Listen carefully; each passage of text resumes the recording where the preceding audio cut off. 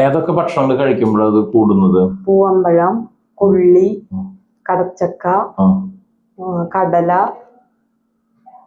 അങ്ങനെയുള്ളതാണ് കൂടുതൽ ശ്രദ്ധയിൽപ്പെട്ടിരിക്കുന്നത്. പിന്നെ ചിക്കനൊക്കെ നല്ലോണം എരിവിട്ട് കഴിക്കുമ്പോ ബുദ്ധിമുട്ട് തോന്നാറുണ്ട്. പിന്നെ അത് എരിവില് അങ്ങനത്തെ വേറെ എരിവ് പുളി അങ്ങനത്തെ എന്തെങ്കിലും ശ്രദ്ധിച്ചിട്ടുണ്ടോ? പുളി അങ്ങനെ എരിവ് കൊണ്ടാട്ടമുളകൊക്കെ കഴിക്കുമ്പോ പ്രശ്നം തോന്നാറുണ്ട്. ഡയറക്റ്റ് ശ്രദ്ധിച്ചിട്ടുണ്ട്. അതങ്ങനെ മോഷൻ ടൈറ്റ് ആയിരിക്കുമ്പോ പോകുമ്പോഴാണ് കൂടുതലും ബുദ്ധിമുട്ട് തോന്നാറ്. നമ്മളെപ്പോഴും പറഞ്ഞ പോലെ പൈൽസിൽ 2 തരത്തിലാണ്.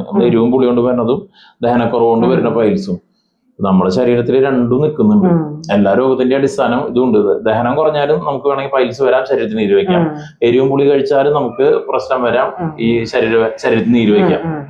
അപ്പൊ നമ്മളൊരു സാത്വികമായ ഒരു ഭക്ഷണം എന്ന് പറയുന്നു നമ്മള്. അതായത് അധികം എരിവും പുളി ഇല്ലാത്തതും, അതായത് പെട്ടെന്ന് ദഹിക്കാവുന്ന ഭക്ഷണങ്ങൾ വേണം നമ്മൾ. അങ്ങനെ ശീലിച്ചാലേ നമുക്ക് രോഗങ്ങൾ മാറി നിൽക്കുള്ളൂ. അല്ലെങ്കിൽ നമ്മള് മരുന്ന് കഴിക്കുന്ന രോഗം മാറുന്നു, അതേസമയം വീണ്ടും ഇതേപോലത്തെ തെറ്റായിട്ടുള്ള ഭക്ഷണം കഴിച്ചാൽ വീണ്ടും വരുന്നു. അപ്പൊ അത് മാറ്റാൻ പറ്റില്ല. എന്ന് വെച്ച് കഴിഞ്ഞാൽ എരിവിനെ കുറയ്ക്കുന്ന മരുന്നുകളെല്ലാം കുറച്ച് ദഹനത്തെ കുറയ്ക്കുന്നു. അതായത് മധുരരസങ്ങൾ കൊണ്ടാണ് എരിവിനെ കുറയ്ക്കേണ്ടത്, എരിവ് കൊണ്ട് വരുന്ന രോഗങ്ങൾ.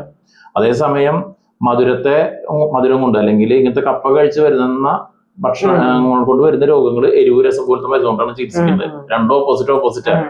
അപ്പൊ ചികിത്സിക്കുന്ന ഡോക്ടർമാർക്ക് ഭയങ്കര ബുദ്ധിമുട്ടാണ്. ഒരു മരുന്ന് സെലക്ട് ചെയ്ത് എരിവ് ടൈപ്പ് മെഡിസിൻ സെലക്ട് ചെയ്ത് കഴിഞ്ഞാൽ ഇപ്പുറത്തെ രോഗം കൂടും.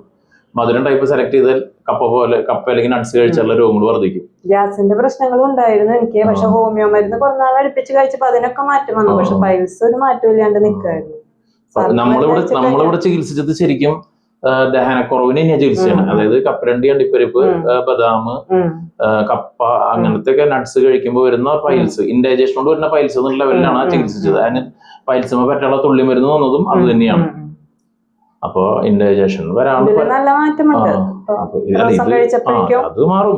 ഇത് ഏത് സ്റ്റേജ് പൈൽസ് ആണെങ്കിലും ഇതിൽ മാറിയിട്ടുണ്ട്, നമുക്ക് അത്രയും ഉറപ്പാണല്ലോ. അപ്പൊ ഭക്ഷണം ശ്രദ്ധിക്കുക. മരുന്ന് നിർത്തിയാലും ഭക്ഷണം കണ്ടിന്യൂ ശ്രദ്ധിച്ച് കഴിച്ചു പോണം കേട്ടോ.